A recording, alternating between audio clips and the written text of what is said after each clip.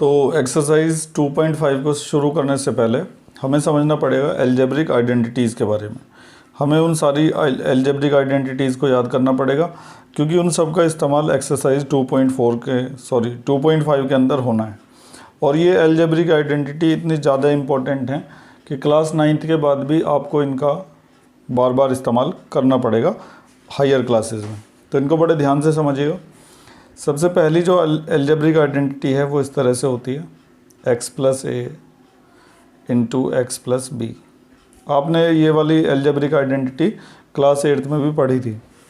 तो x plus ए into x plus B होता है एक्स स्क्वायर प्लस ए प्लस बी इंटू एक्स और plus ए into B. ये पहली एल्जेब्रिक आइडेंटिटी है। दूसरी एल्जेब्रिक आइडेंटिटी होती है a plus B into a minus b, और हम लिखते हैं इसको a square minus b square. ये भी हमने क्लास 8th में पढ़ी थी। इसके बाद आता है A square plus A B plus B square.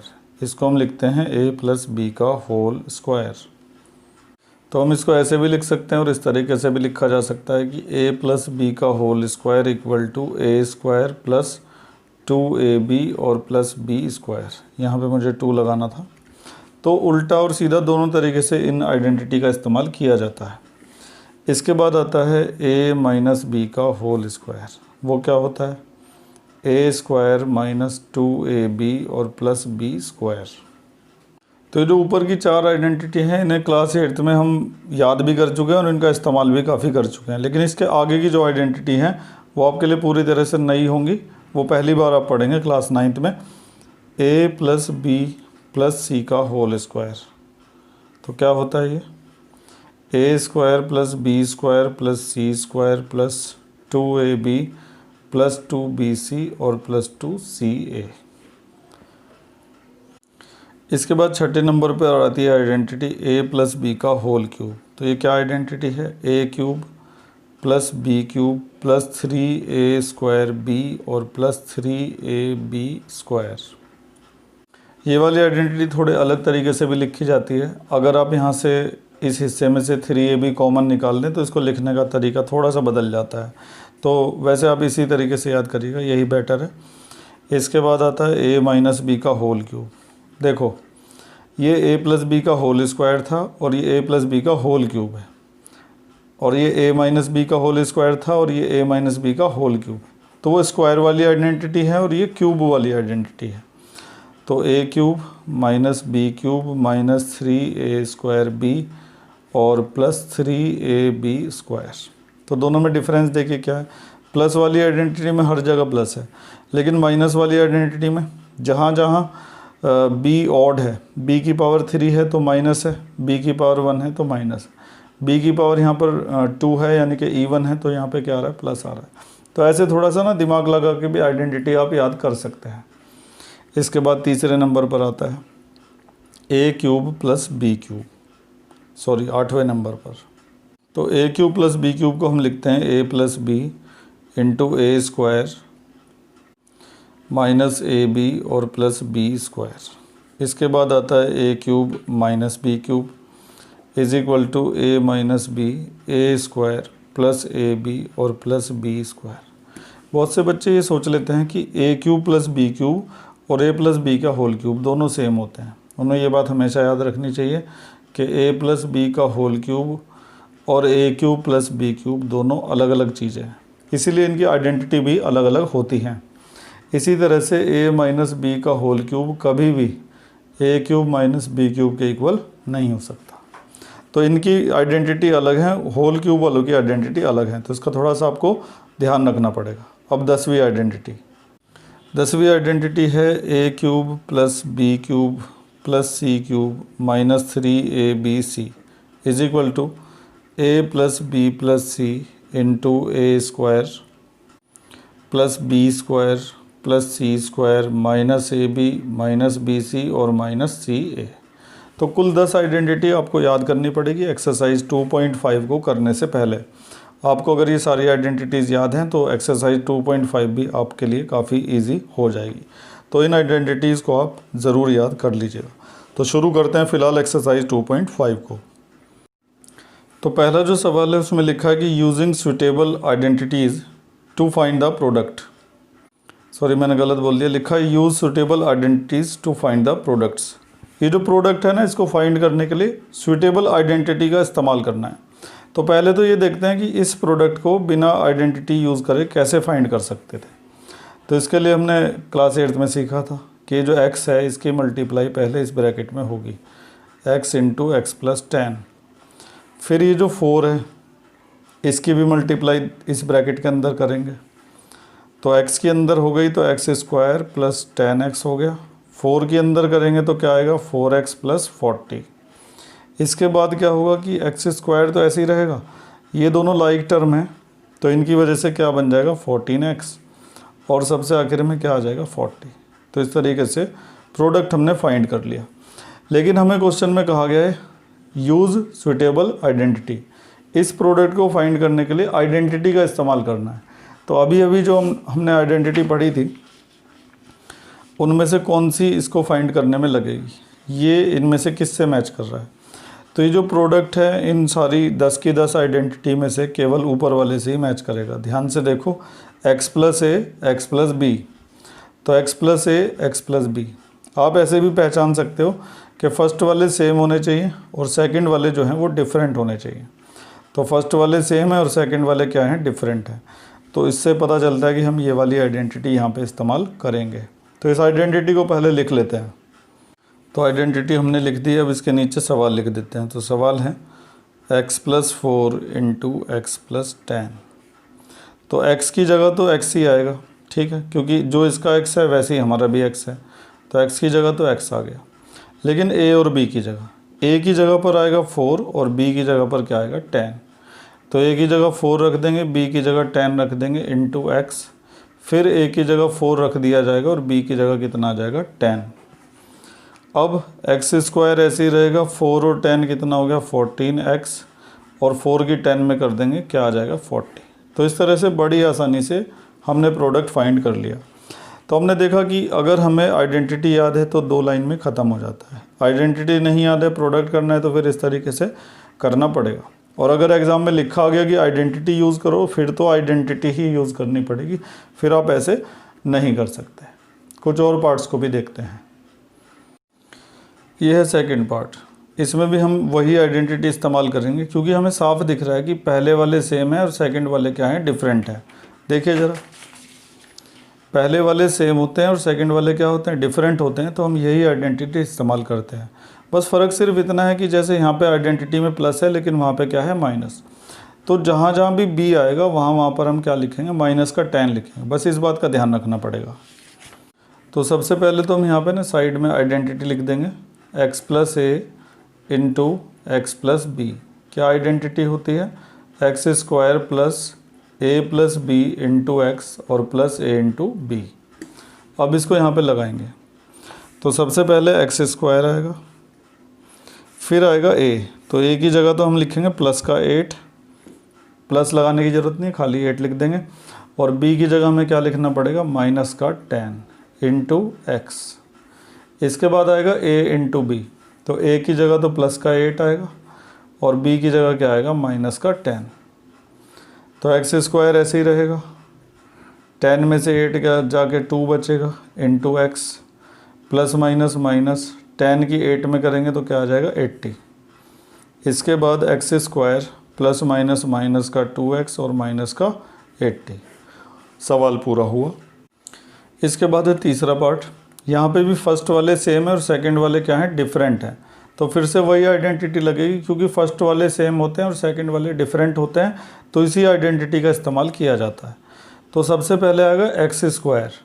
तो इस बार हमारे पास जो x है ना, वो पहले की तरह से x नहीं है, वो क्या है 3x है। तो जहाँ पर x है वहाँ पे क्या लिखा जाएगा 3x, प्लस a की जगह पर क्या आएगा 4 और b की जगह पर क्या आएगा माइनस का 5। और फिर क्या लिखना है, हमें x लिखना है और हमारा x क्या है 3x, plus a into b. तो a की जगह तो 4 आएगा और b की जगह आएगा माइनस का 5। 3 का स्क्वायर 9, x का स्क्वायर हो जाएगा एक्स स्क्वायर। 4 में से 5 गया तो माइनस का 1 बचा, इंटू 3x और प्लस माइनस माइनस हो जाएगा, 4 5 जा 20, 9x square plus minus minus 1 की 3 में मल्टीप्लाई करोगे तो 3 आ जाएगा और साथ में क्या है x और आखिर में है माइनस का 20। तो इस तरह से बड़ी आसानी से कंप्लीट हो जाता है अगर आपको आइडेंटिटी याद है तो। कहने का मतलब ये है कि अगर आपको एक्सरसाइज 2.5 करनी है तो पहले वो 10 आइडेंटिटी याद करनी होंगी, उसके बाद ही आप एक्सरसाइज के सारे सवालों को आराम से कर पाएंगे। बढ़ते हैं आगे, कुछ और पार्ट्स देखते हैं। अब ये जो पार्ट आप देख रहे हैं ना, इसमें क्या है कि फर्स्ट वाले तो सेम थे ही, सेकंड वाले भी सेम है, तो इस बार वो वाली आइडेंटिटी काम नहीं करेगी, इस बार दूसरी आइडेंटिटी लगेगी। और एक चीज़ और है कि यहाँ पे प्लस है और वहाँ पे माइनस है। देखो ज़रा, सेकंड वाली आइडेंटिटी इस बार लगेगी क्योंकि फर्स्ट वाले भी सेम है, सेकंड वाले भी सेम है, आगे प्लस है पीछे माइनस। तो ये जो हमारा सवाल है ये पूरी तरह से इस वाली आइडेंटिटी से मैच करता है। तो इस आइडेंटिटी को पहले लिख लेते हैं। तो पहले हम यहाँ पे साइड में आइडेंटिटी लिखते हैं। क्या आइडेंटिटी है कि a प्लस बी और a माइनस बी को हम लिखेंगे a square minus b square. तो हम साफ देख पा रहे हैं a plus b a minus b, तो अभी हमें क्या लिखना है, a square minus b square. और ध्यान रखने वाली बात यह है, इसे हम a कह रहे हैं, जिसको हम a कह रहे हैं वो है y स्क्वायर, और जिसे हम b कह रहे हैं वो क्या है 3/2। तो अगर हमें a square minus b square लिखना है तो पहले हम क्या लिखेंगे, a का स्क्वायर।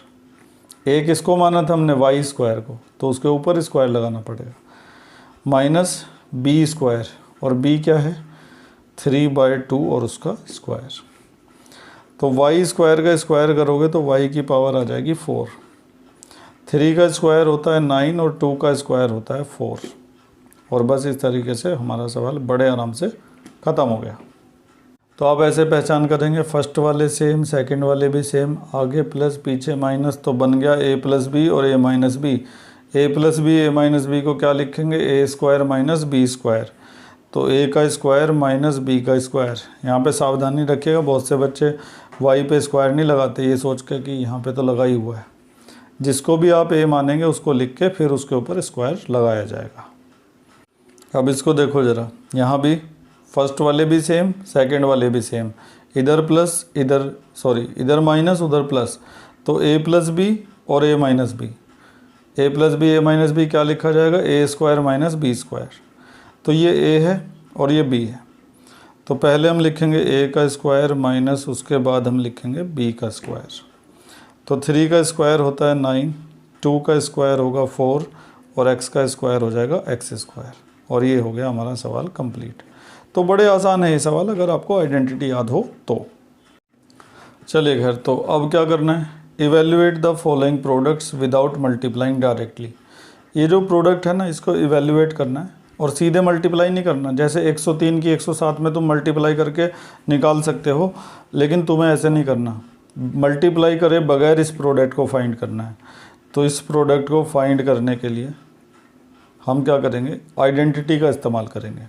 सबसे पहले तो ये देखो, 103 को हम क्या लिख सकते हैं, 100 प्लस 3, और इसे हम क्या लिख सकते हैं, 100 प्लस 7। बीच में मल्टीप्लाई लगाने की ज़रूरत नहीं है क्योंकि ब्रैकेट लगा हुआ है, ब्रैकेट का मतलब ही मल्टीप्लाई होता है। अब इसके बाद हम ये देखेंगे कौन सी आइडेंटिटी यहाँ पे लग सकती है। पहले वाले सेम है, दूसरे वाले डिफरेंट हैं, तो x प्लस a और x प्लस b वाली आइडेंटिटी लगेगी। साइड में लिख देते हैं कि x plus a into x plus b क्या आइडेंटिटी होती है, x square plus a plus B into x और प्लस a इंटू बी। फ़िलहाल ये जो 100 है ये तो x बन जाएगा, ये a बनेगा और वो क्या बनेगा, b बनेगा। तो सबसे पहले हमें क्या लिखना होता है, x का स्क्वायर, उसके बाद आएगा a प्लस बी, तो 3 प्लस 7 इंटू एक्स यानी कि 100 plus a into b, a की जगह 3 आएगा और b की जगह 7 आएगा। 100 का स्क्वायर करोगे तो ये जो ज़ीरो है ना, इन्हें बस डबल कर देना, 2 जीरो की कितनी बन जाएंगी, 4। और 100 का क्यूब करना है तो ज़ीरो को ट्रिपल कर देना। 100 की पावर 4 लिखा है तो 2 जीरो जो है ना, इनको 4 बार लिखना होगा। 3 और 7 जो है वो 10 हो गया इंटू 100, और 3 7 जा कितना हुआ 21। 10,000 प्लस 1,000 और प्लस 21। अब इन सबको ऐड कर लेते हैं। तो ऐड करेंगे तो 10,000 और 1,000 11,000 हो गया, 11,021 आ जाएगा। तो ऐसे करके उसको लिख दिया जाएगा। ठीक है। इसी तरह से जो दूसरा वाला देख रहे हैं आप, इसको लिखिएगा 90 + 5 और 90 + 6। इसे 100 - 5 और 100 - 4 भी लिखा जा सकता है। और फिर इसमें यही आइडेंटिटी लगेगी x + a और x + b। अभी हम थर्ड वाला करते हैं। तो थर्ड पार्ट में ये जो लिखा है ना, इसको हम इस तरीके से लिख देंगे 100 + 4 और इसे हम लिख देंगे 100 - 4। और अब ये मैच करेगा इस वाली आइडेंटिटी से a + b और a - b, क्योंकि देखो फर्स्ट वाले भी सेम है और सेकंड वाले भी सेम है, a + b a - b। तो इसे हम क्या लिखते हैं, a² - b²। तो हम यहाँ पर भी लिख देंगे a² और -b²। 100 का स्क्वायर करोगे तो 0 जो है ना वो डबल हो जाएंगी, पहले 2 थी तो अब 4 हो गई। 4 का स्क्वायर करेंगे तो 16 आ जाएगा और माइनस कर दो। 10,000 में से 16, 10 में से 6 गया तो 4 बचा, 9 में से 1 गया तो 8 बचा, यहाँ पे 9 बचेगा और इधर भी क्या बचेगा, 9। तो इस तरीके से हमने बड़े आराम से क्वेश्चन नंबर 2 को कंप्लीट कर लिया। तो ये जो प्रोडक्ट थे हमें इनको सीधे मल्टीप्लाई किए बगैर आइडेंटिटी का इस्तेमाल करके सॉल्व करना था। उम्मीद है कि आप समझ गए होंगे। बढ़ते हैं आगे और करते हैं तीसरा सवाल। Question number 3, factorise the following using appropriate identity. इसको हमें क्या करना है, फैक्टराइज करना है, और वो भी एप्रोप्रिएट आइडेंटिटी का इस्तेमाल करके, मतलब कि एक सुटेबल आइडेंटिटी इसके अंदर लगानी है। तो पहले तो ये देखना पड़ेगा कि ये कौन सी आइडेंटिटी से मैच कर रहा है। वो जो 10 आइडेंटिटी अभी बताई गई थी उनमें से किससे मैच करता है, तो देखते हैं।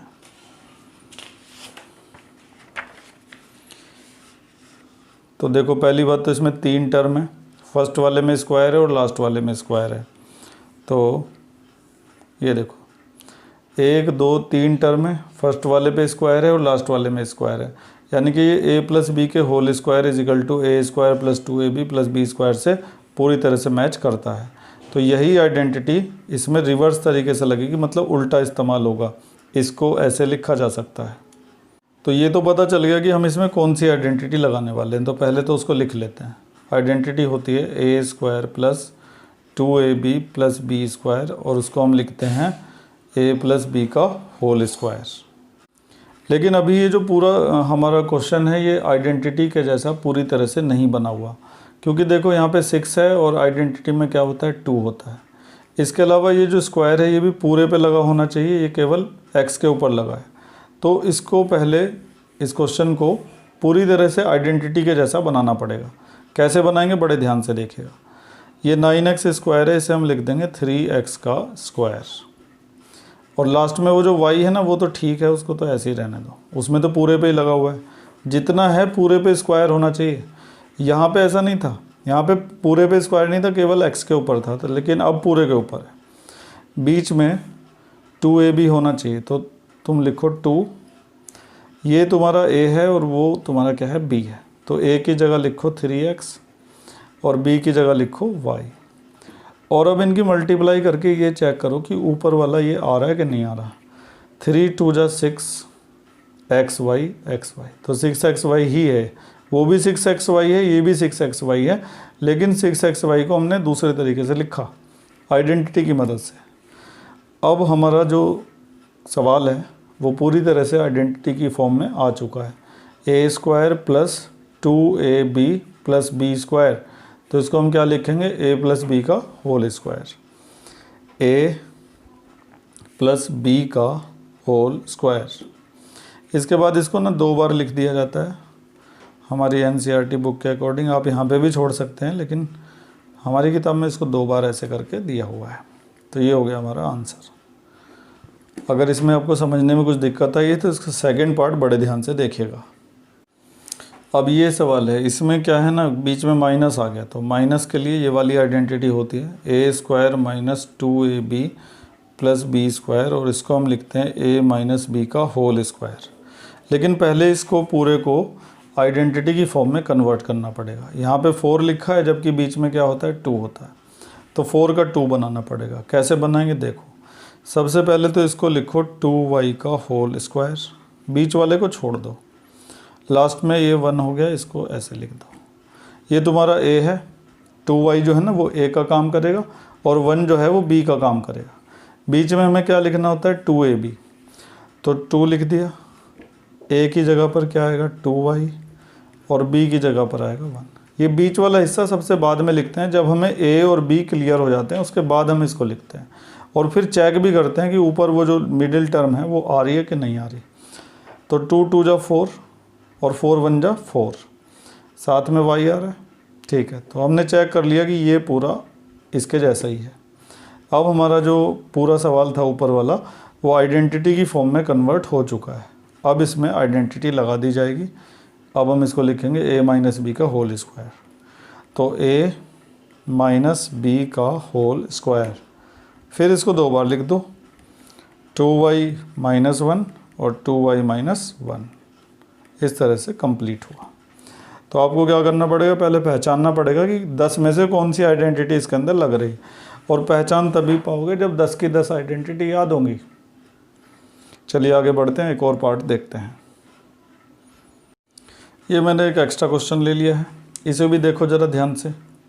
ये भी उसी आइडेंटिटी से मैच करता है, कौन सी से, a स्क्वायर माइनस 2ab और प्लस b स्क्वायर, और उसको हम लिखते हैं a माइनस बी का होल स्क्वायर।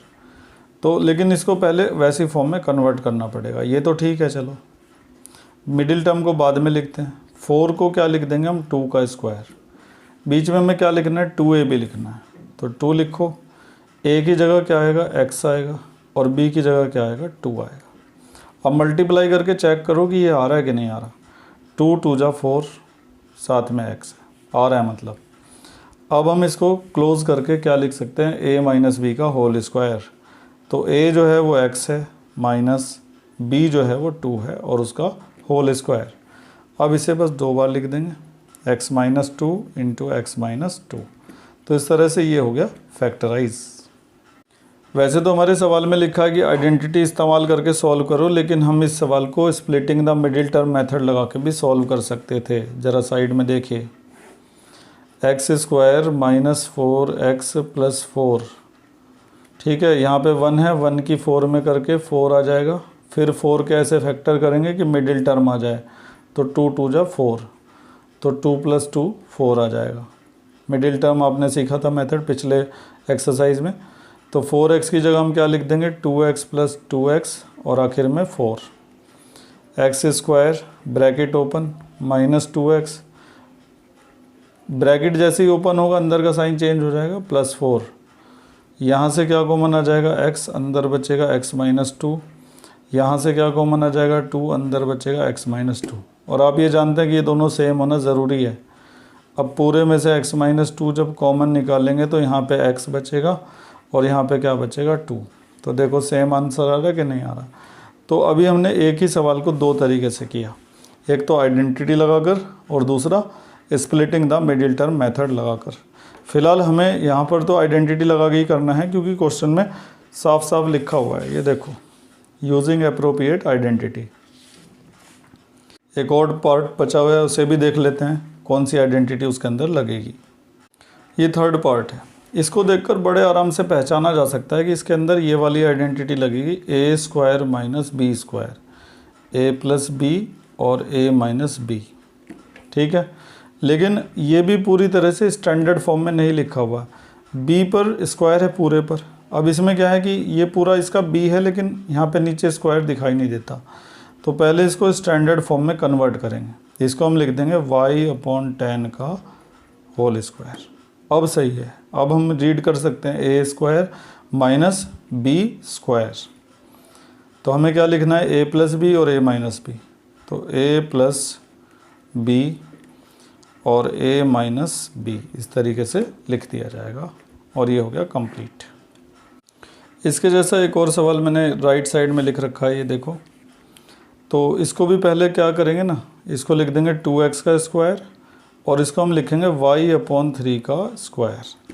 अब ये बन गया a square minus b square, तो क्या लिखेंगे हम a प्लस बी और a माइनस बी और ख़त्म। ठीक है, तो इस पूरे चैप्टर के अंदर हमें वही है कि सवालों को देख के सूटेबल आइडेंटिटी को पहचानना है। मैंने चैप्टर गलत बोल दिया। इस एक्सरसाइज के अंदर सवालों को देखकर पहले आइडेंटिटी को आइडेंटिफाई करेंगे, कौन सी आइडेंटिटी लगेगी, और फिर उसको अप्लाई करने से पहले सवाल को स्टैंडर्ड फॉर्म में कन्वर्ट करेंगे और उसके बाद हम आइडेंटिटी इसमें लगाएंगे।